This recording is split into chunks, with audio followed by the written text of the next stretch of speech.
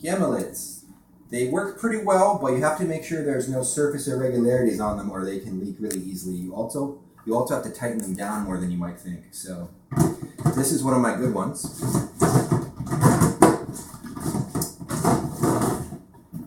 Now, if you just tighten it down sort of, just a little bit,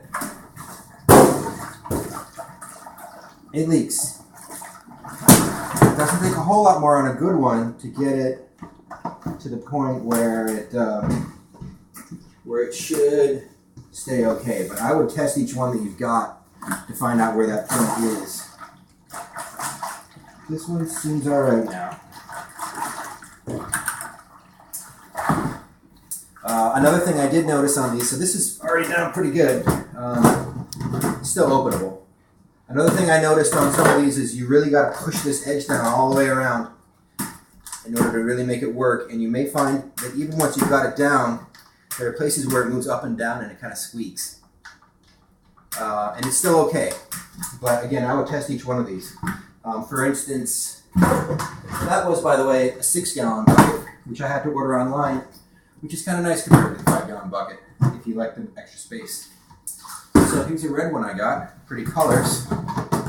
But I noticed where they did the injection molding, it kind of comes up a little bit and it also dents down right at the seal. And that makes this one that has given me more grief. I mean, look at that, that's not good. Really tighten this guy down, then it's okay. Seems to be about all right.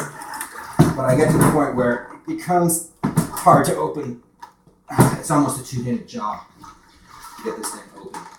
Yeah. So just be aware that compared with some other technologies, it's hard to be waterproof. It's not an easy thing. This is a 2-gallon one that I got. Figured I'd use it as a compost bin. This one's really badly made, I gotta say. It's got a pretty big little dips on the upside. This is actually rough. I'm not really impressed. But with a little bit of tightening, it's actually not bad. But again, you gotta tighten more than you'd think. Oh. If I tighten this even a little bit less, maybe it's not so bad. Yeah, I think your mileage may vary. A couple comparisons. Here is actually a square in which they tell you after you pop this lid, it's not going to be waterproof. And it's not much worse than if you badly tighten one of the round ones. And then here's a completely different technology. These are lock and locks. They cost a lot more per volume, that's for sure.